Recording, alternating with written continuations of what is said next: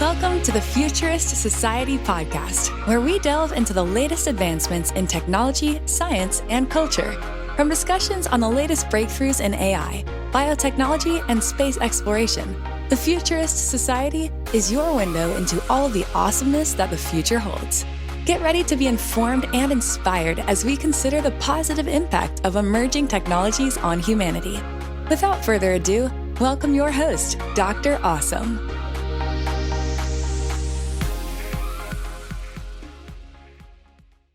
Hi, everybody. Welcome back to the Futurist Society, where we are talking in the present, but talking about the future. Today, we have Emeline Paat-Dahlstrom, who is a CEO at SpaceBase and really a thought leader in the entire space industry. So I'm very happy to have her. I'm very excited to talk with her about all the different things that are happening in space. I feel like we're on the verge of exponential growth curve with space. Yeah. Wouldn't you say, Emeline? Yeah, definitely. Just this past, I guess you can say like 10 years is a game changer.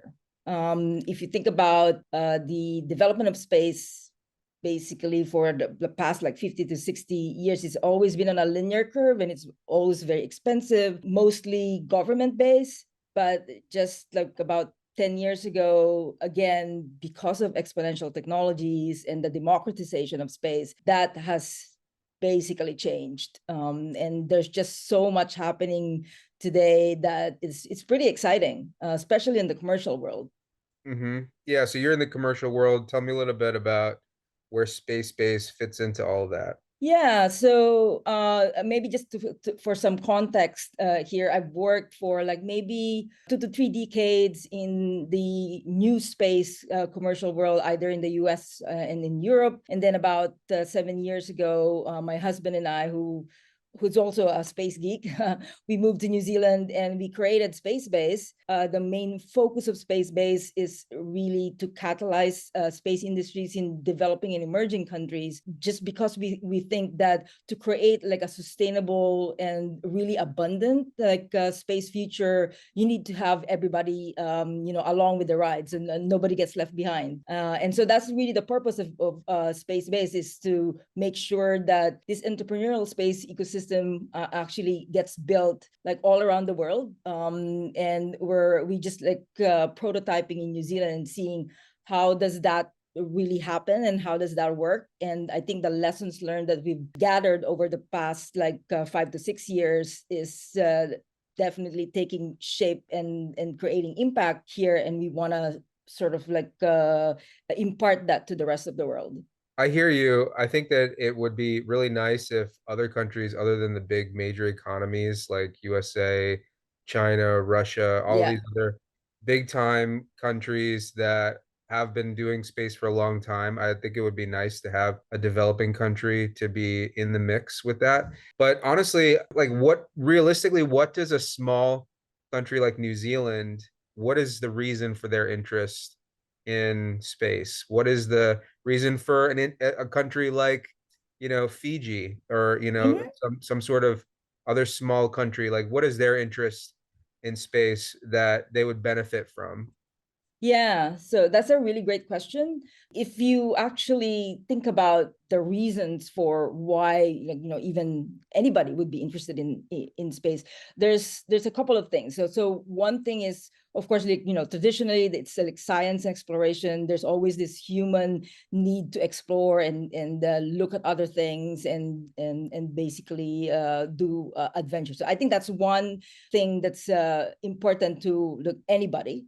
But at the same time, again, because of the democratization of space, the new space or the commercial space thinks that space is actually, the next frontier. So just like, a couple of decades ago, the internet opened up quite a lot of things for everybody. I mean, economically, today, space is being looked at as also the next frontier for economic development. So that's something that not just the big players, but also the younger countries or the developing countries look to see if they can participate and also create, economic prosperity. The other thing that I think is also very interesting that's happening today is that space is not just, looking up and looking outward. Space is also being leveraged for its technology, the breakthroughs that's happening today for solving problems, global grand challenges on Earth. So those are the things that I think most countries, specifically in the developing world, could leverage to help solve some of the problems. So, for example, today, climate change is, of course, one big thing that is top of mind for everybody. And if you think about, the satellite technology and Earth observation today, 90% of climate change monitoring is actually being done from space. And about 50% of like the most important elements that you need to quantify and measure climate change can only be done in space. So those are like at least some of the motivations that is driving kind of like a lot of countries to really look at space in the future as well. And New Zealand, for sure, today it's really interesting, because, which is why we're here. It takes a lot of the elements for creating a sustainable space industry. From being actually, its isolation is very much a plus, because in terms of launch, for example, today New Zealand is the fourth country that like launches the most kind of spacecraft and I feel like as a spaceport, it is perfect, right? Like it has yes, all of the things necessary for it to be an excellent spaceport. And let's game this out 20, 30 years. There's only a handful of places that have the qualifications that New Zealand has. And so it's gonna be in a good position to be a spaceport in the future. I get that, but like what about like a country like Afghanistan, or some other countries? Like certainly there's a lot that they could get from a space industry, because in general I think that that's going to make everybody more prosperous. But I feel like what does Afghanistan have to contribute into the space race? That's a great question, because for one, the definition of space has changed. When you think about space before, it's just like rockets launch and going out kind of to explore. But today, the definition of space is basically everything along the supply chain, everything about from either design all the way to what do you do with either humans in space, like food production, like the energy that could potentially come from space that can be leveraged and potentially like beamed down to Earth, like everything. And I always say sometimes that every industry today will actually be as like a space industry in the future, because everything that you do terrestrially today, if you just extend that to extreme environments, which like even today that's actually happening because of climate change. So space is just an extreme environment where everything in terms of like industry, from manufacturing to food production to anything that's about like biology, medicine, legal regulations, all of those apply when you're just like looking at space as potentially another destination or another like area that the humans basically expand into. Yeah, no, that's really interesting. I mean, I could see that as being like even just like a proving ground for different lunar vehicles, or ways of surviving the harsh environments of like a smaller country. That might be something that would be benefiting that small country. But I do think it's something that's interesting. I think that the thing that I'm most interested in about speaking with you is just the idea of lunar, or not lunar, but like just colonies, right? So lunar, satellite colonies, Mars colonies, I feel like that's something that is on everybody's mind. Like, yeah, we're going into space a lot, but like eventually we're going to need to go to someplace and set up some roots somewhere. Not roots, but like some sort of way station at the moon, or even like another international space station. I feel like the Which is idea of happening living in now. space is what everybody's excited about. Where are we at with that? What do you feel like is going to be like the next direction with that? Yeah.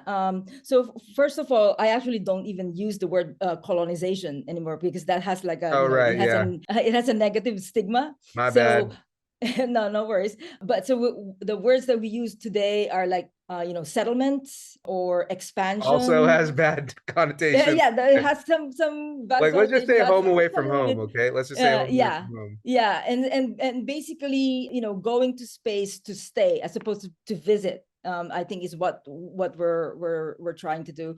So yeah, as you mentioned today, there's a lot that's happening on Leo, which is just like lower Earth orbit, where the space station is, and like lots of more constellations of satellites. But the next wave, which is now beginning to that we're now seeing, is what we call cislunar economy. So that's anything between Earth and the moon. Where today you've heard of the Artemis program, where it's basically Apollo 2.0. Although the motivations is for sure totally different, because during the Apollo era, it was a race, and it was really just kind of like for national pride between the big two superpowers. But today, the like Moon 2.0 that we're talking about is what you're talking about is like, we want to basically go, move there, expand and stay. And so today, with the Artemis program that is being pioneered by NASA, there's kind of a number of missions that are actually going to I think between now and 2030, I think that the count now is almost 100 of not just NASA, not just the US, but also different countries wanting to send some kind of a mission to the moon, with the particular goal of trying to make sure that we can actually stay there. So part of the reasons for the Artemis program, I mean, one of the biggest thing is to actually create what they're now calling Gateway, which is really the International Space Station around the moon.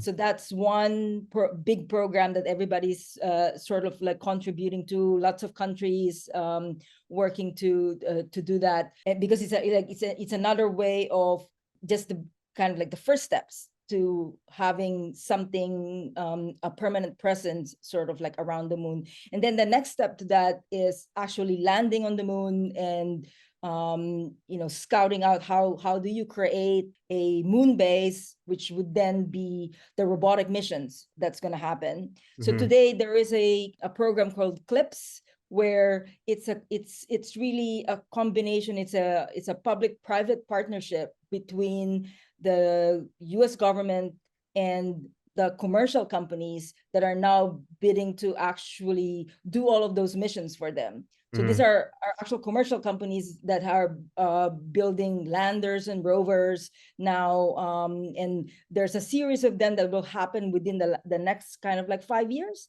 to create sort of the beginnings of a base. And then in the next few years as well, the next wave of like actually humans landing. So today NASA is preparing to have the first woman to actually land on the moon. And No, I something saw that them on Jimmy Kimmel, and it was or one of the late night talk shows, maybe Stephen Colbert, but they were so impressive. I mean, they were really impressive people, and I'm really excited to see them land. I think that would be such a great moment for humanity. I think that we're really overdue for something like that.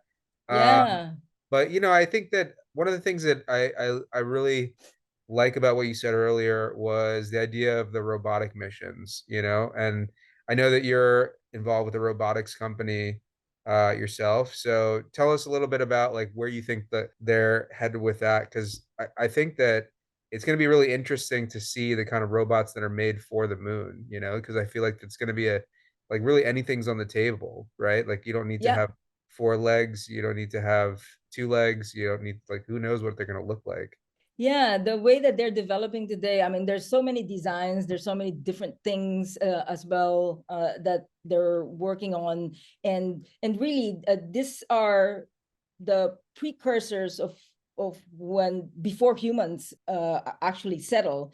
And so what kind of robots do you need? Like, I mean, we need ones that can basically do the infrastructure, create the habitats, create the communication relays. And so those are definitely things that are happening today. But one thing that also excites me is that, with SpaceX actually building Starship, which is like a really, really huge rocket, compared to what we are normally used to. So most of the time, well, for one, the reason why space is, and launches is expensive, because launch is expensive, like, I mean, traditionally.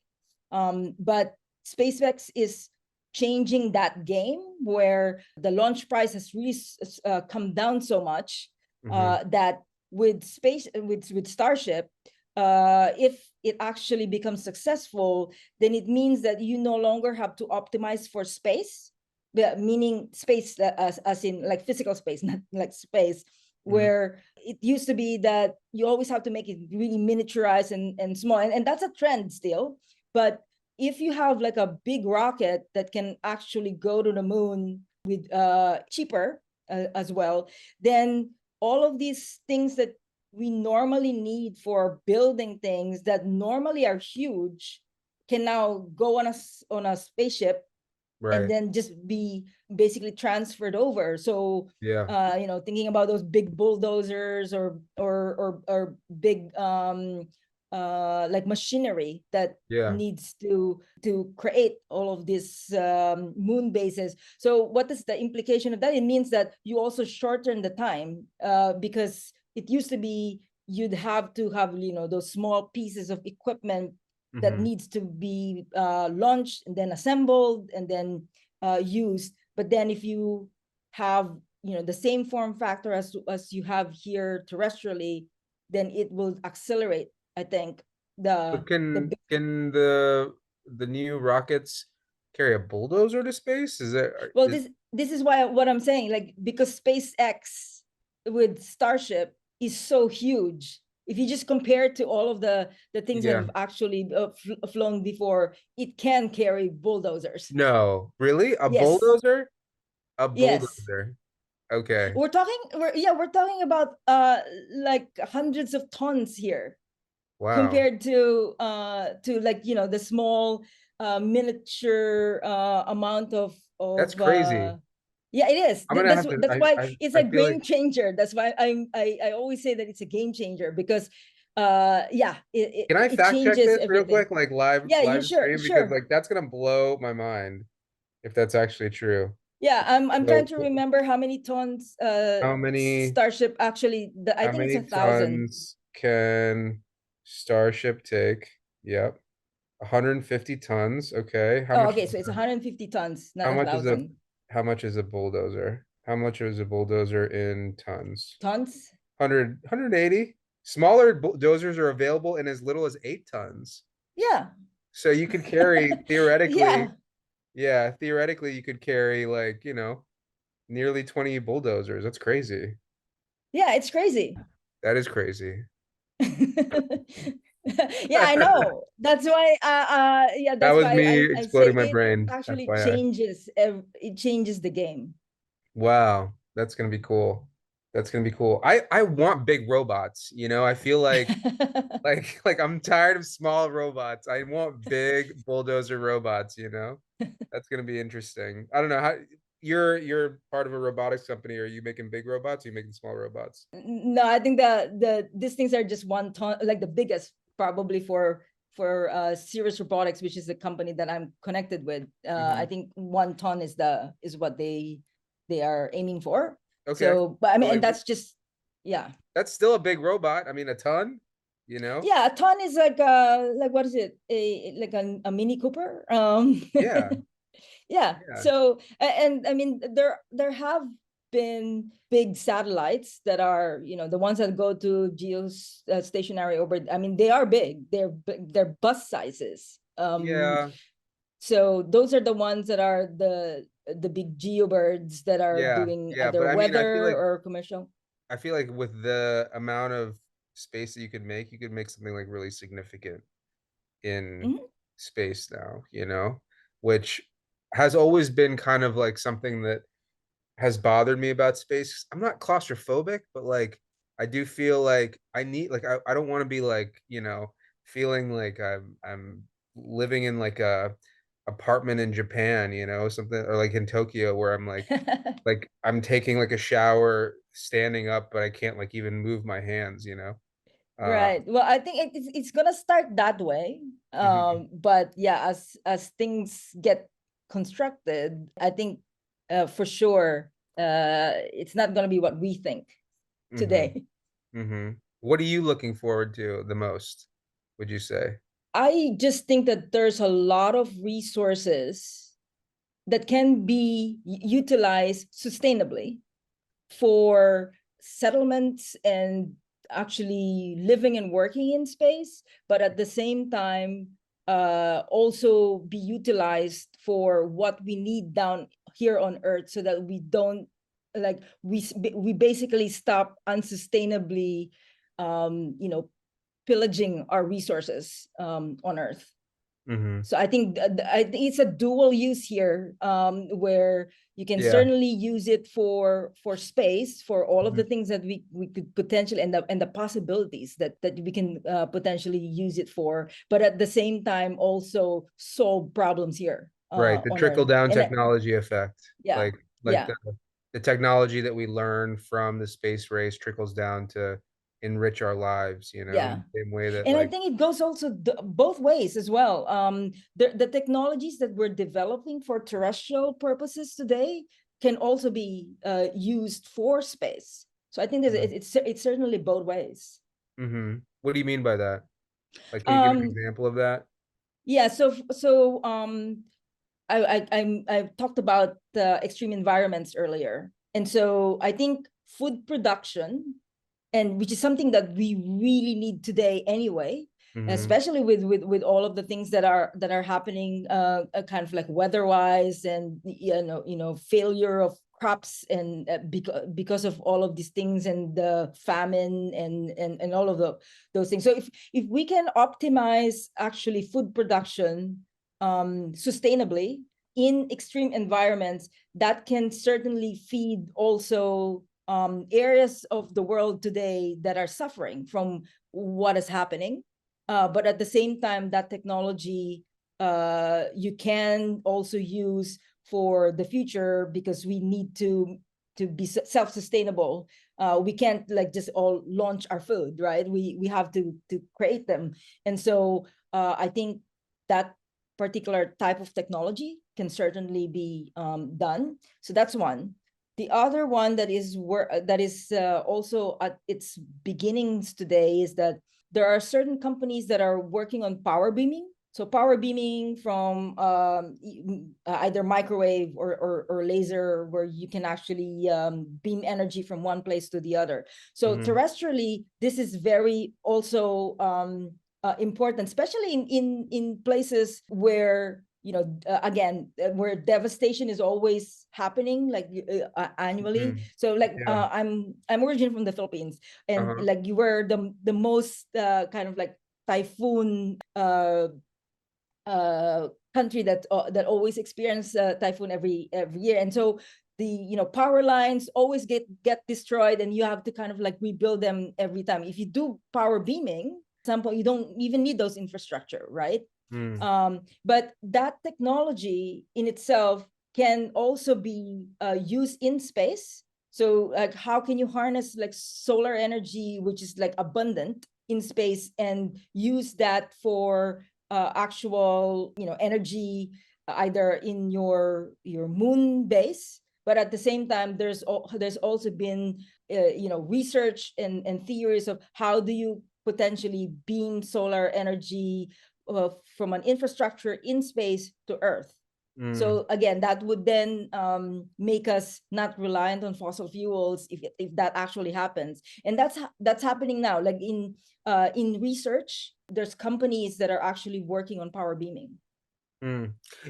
I one of the things that I like about what you said is that, the idea of making it sustainable in such a way that we don't really disrupt that environment, and that's something that I really found interesting, like, when they throw up like a Mars rover, it has to be completely sterile so that we're not introducing even bacteria onto the Mm. surface of Mars, And so that idea of leave only footprints, take only pictures, that kind of thing, where even if like we had trash, like if we're living up in space and I throw away a banana peel, we're not throwing it onto the lunar surface, that we find a way to Mm. dispose of that in such a way where it's just like completely sustainable. I think that that would be really powerful for the world down here, Mhm. like we could interact in such a way that like we only left footprints from down here, right? Like we're not really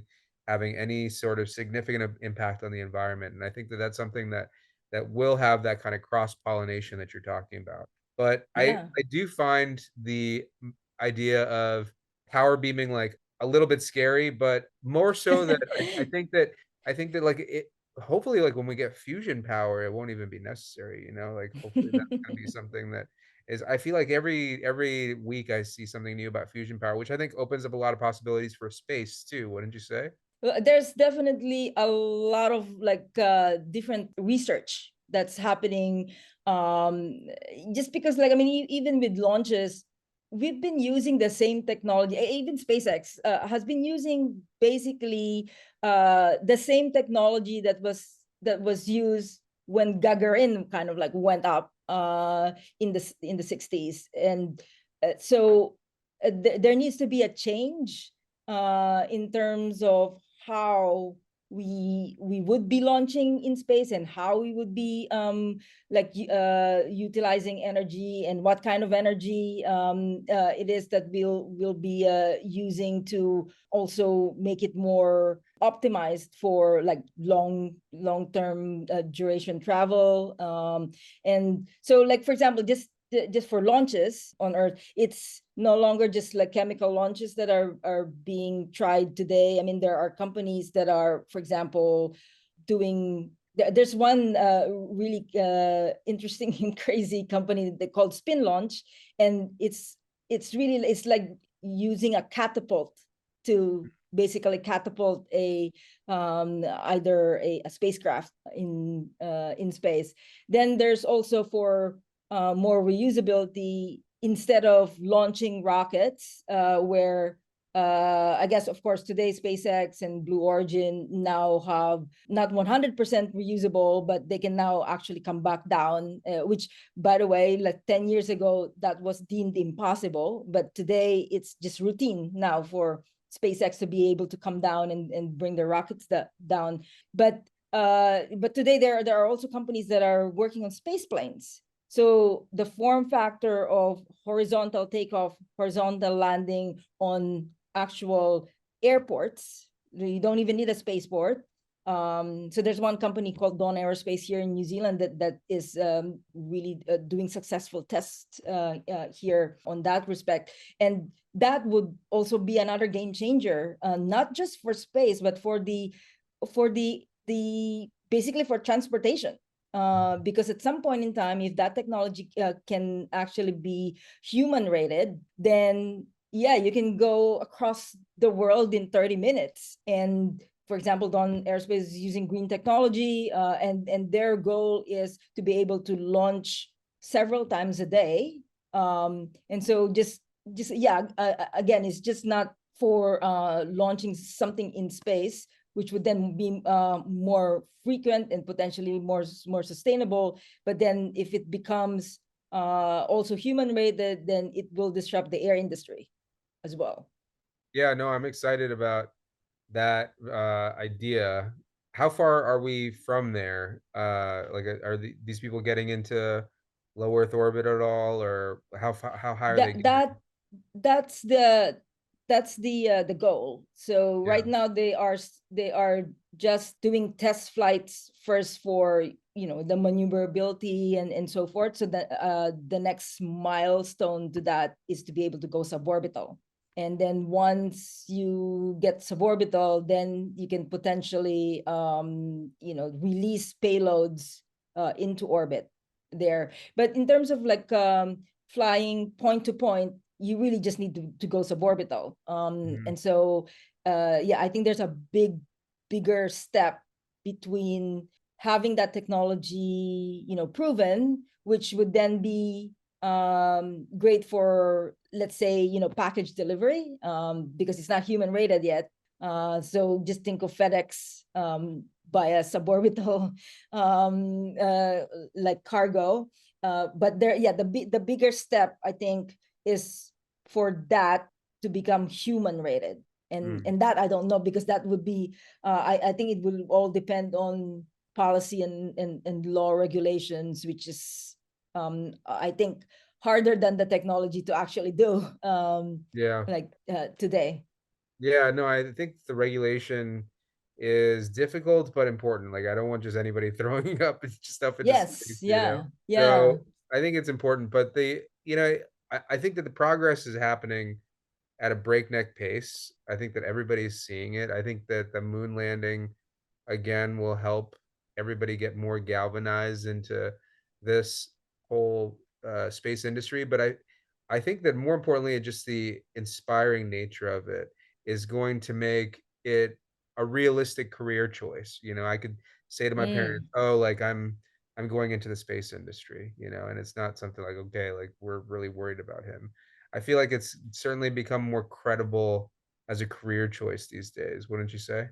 Oh yeah, absolutely. Even just like 5 or 10 years ago, people would actually will laugh at you if you say that you want to be part of the space industry, because the only pathway originally is like you have to be either like a really really great rocket scientist, or be working for a space agency, government that has like a space program. And it used to be that's again the superpowers of today. And so if you're coming from a country, well, again, just I take myself as like, I'm Filipino and American right now, but when I got started, I'm Filipino, and there was absolutely no way that I would be part of the space industry, because I just, you can't see it from where you're from. But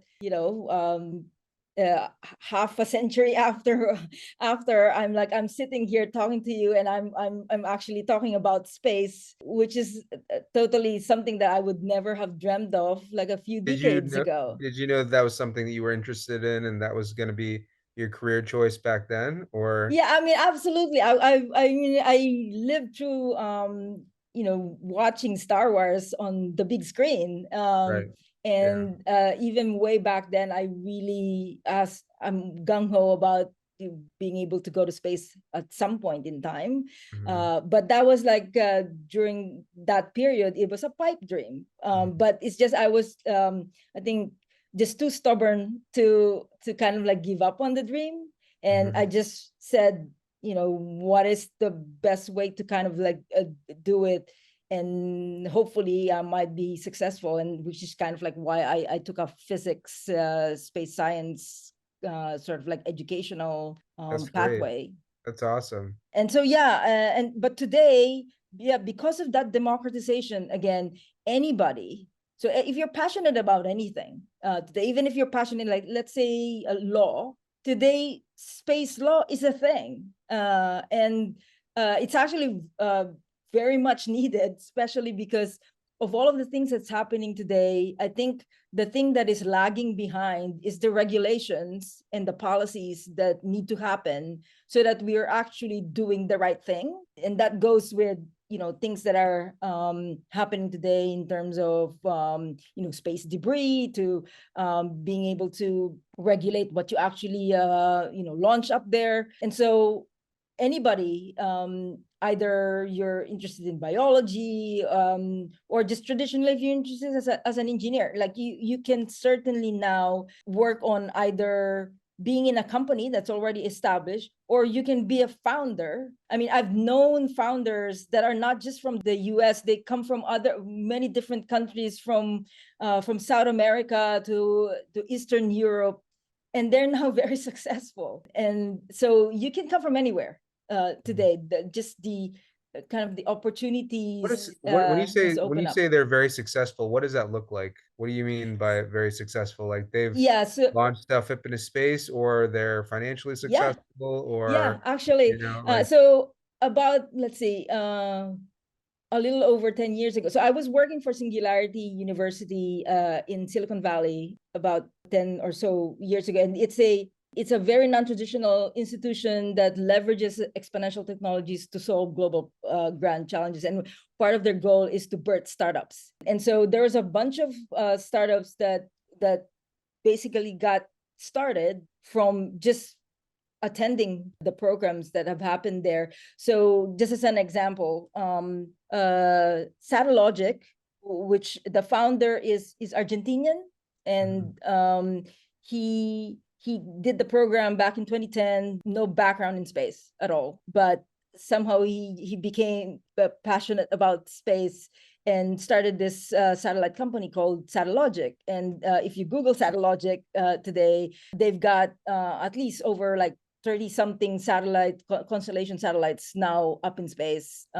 It's an Earth observation satellite constellation, and they're also publicly traded. So that's just like one example. There's another founder, same program, who's from Bulgaria, and he started EnduroSat. He was in the cover of like Forbes magazine like a few years back, and is now also creating constellations as a service, has basically launched satellite and satellite parts up there. So yeah, these are founders that they're not from the US, they're not from Russia or China, and they started up as startups. And so yeah, it doesn't matter where you are coming from today. And I've known people who are starting space startups. They don't have to be hardware as well. It could be data analytics out of like satellite data. And so lots now several companies that are very disruptive in a good way in terms of the technology that they're developing that are actually coming out of here in New Zealand. I see it. And then there's also companies or startups that start out as terrestrial companies. They don't even know that they have like products and services that can be applied to the space industry. And some of the things that we're doing is actually connecting the dots for those startups to see that there are opportunities in the space industry of the technology that they've already developed for terrestrial purposes. So there's some of those as well, and they're all over the world as well. Interesting. So if I wanted to start a company in space medicine, I had this idea, how difficult is it to do that? If I had this idea that I wanted to start up a company like this other person, where do I get started? You basically start just like any startup at all. Well, for one, you kind of like do your due diligence of seeing whether is your idea out there already. I mean, so just to make sure that it's really a novel one, and then start also connecting with people in the space industry that are sort of either working on research that are similar, but either you can talk to them on whether where's the gap, like what is still missing, what is needed, and then everything else that actually a founder needs to kind of start a company, from finding who would be the best people who would invest in your ideas, find the network and the community that is also thriving kind of like in this either locally or globally. And yeah, so it's basically still the same trajectories of creating a startup, but with a space lens, and making sure that you are up to date with everything that is happening within the kind of like the medical space community. And there's several conferences and several organizations out there that you can particularly be a part of. And yeah, like I think if your idea is novel and new, you're gonna thrive, because I've seen it so many times, like in different places, not in the US, not in like very far removed places where they can actually innovate and think of like out of the box type of ideas and opportunities. And it certainly works. And then you just need to find the funding and the person that will bet on you to make it happen. Yeah. I want to switch gears here and ask you, do you think that colonies at the Lagrangian points will be realized before a colony on the moon? Or do you think a colony on the moon is going to be realized before the other ones? Oh, that's interesting. Because I think that if I remember correctly, I think the Chinese are working on some things that they're interested in the Lagrangian points. But I think because most people think that basically either orbiting the moon or being on the moon is something that people are more aware about, that's probably where all of the concentration and all of the effort is gonna go. So for example, the very first mission for the Artemis program is this really tiny satellite called Capstone, and it was actually developed by a startup.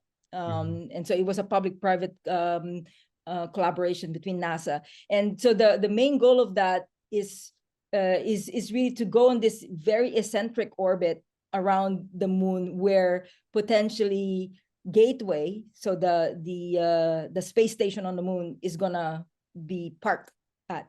So that's certainly something that has been that they were working on, like finding where the best sort of like place is to park or to actually put something that is near the moon. But yeah, I think there's a lot of opportunities there. But I just think that because all of the missions that are now being developed and are being planned are all either for landing on the moon or being in a kind of like an orbit around the moon. But certainly those places, the stable places like the Lagrangian points, I just think, like personally, be great for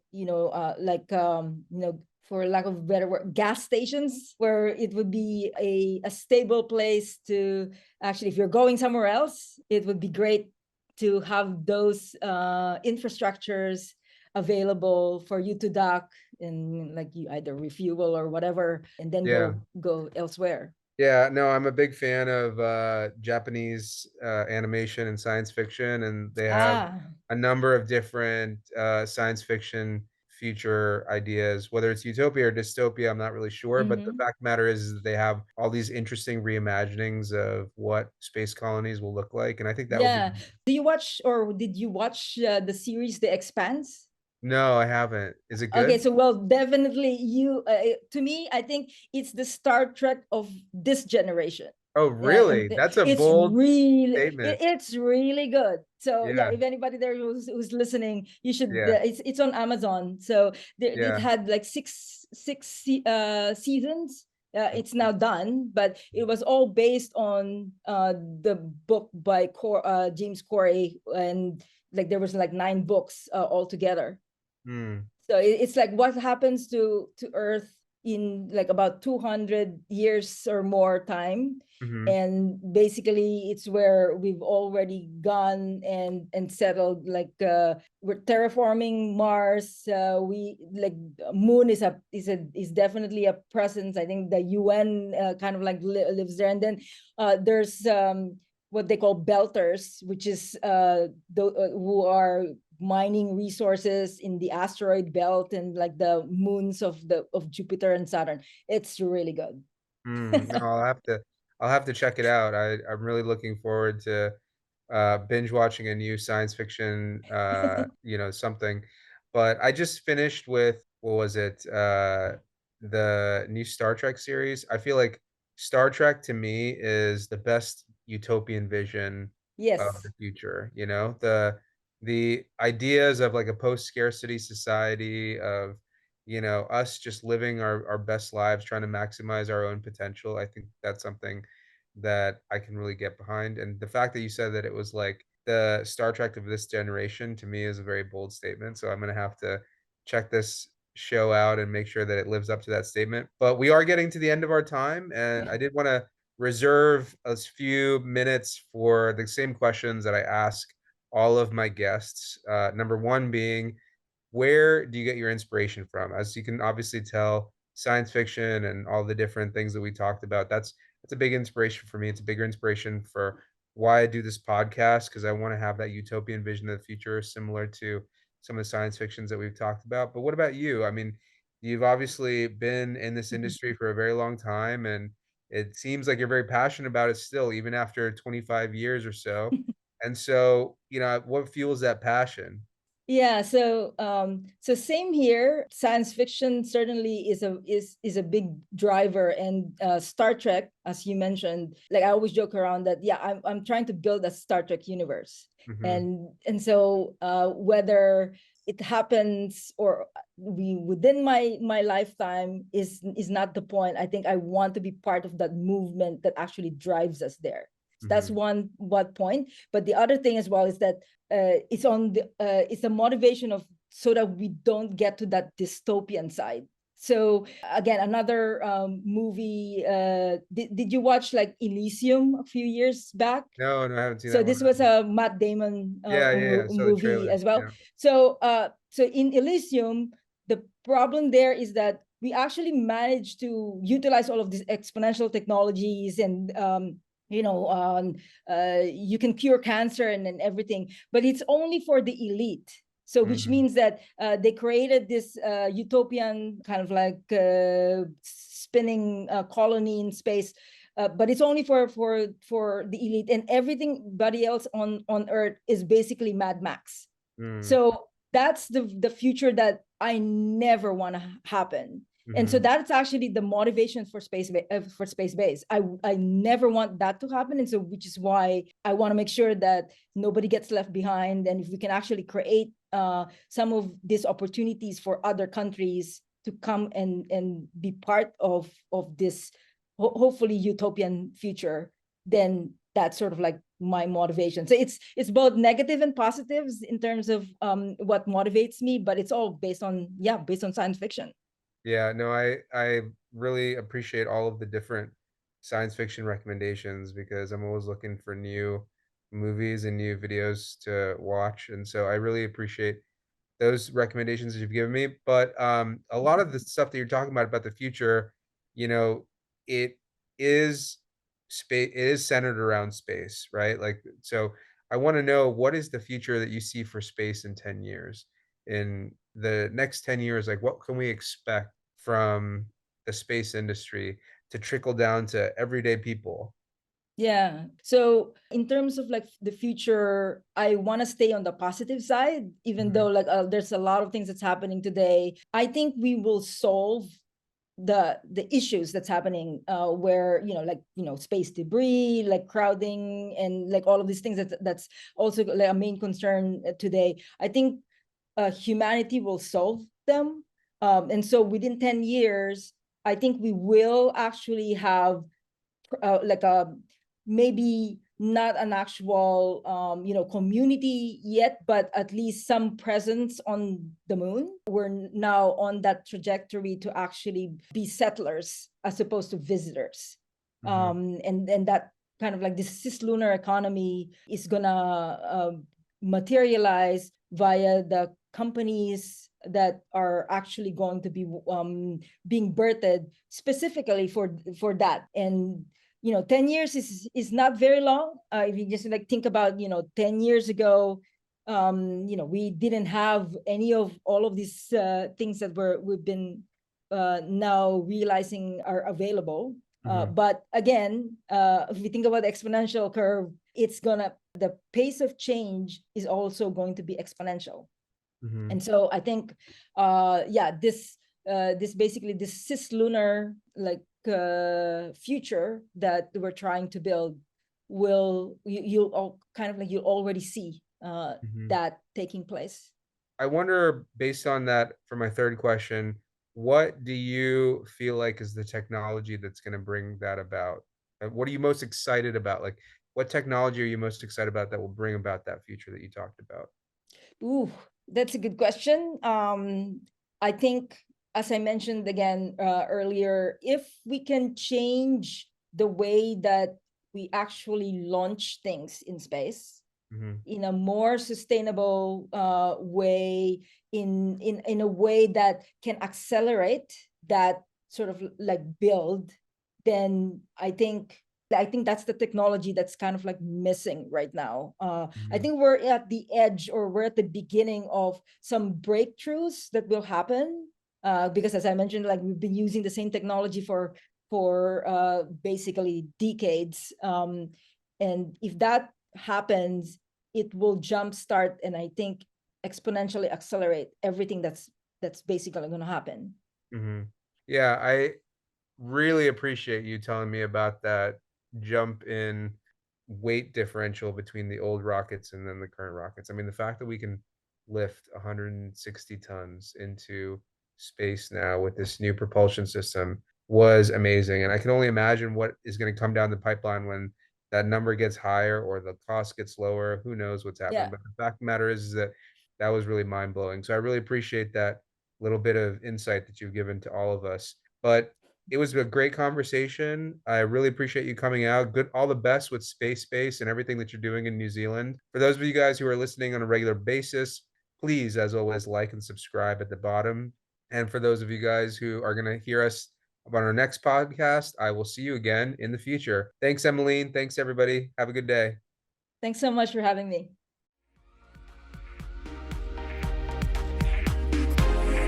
We appreciate you taking part in today's episode. Take this chance to reimagine a better future by joining a community of futurists who strive for a remarkable world. Be a part of this growing network and contribute to making the world a more positive place.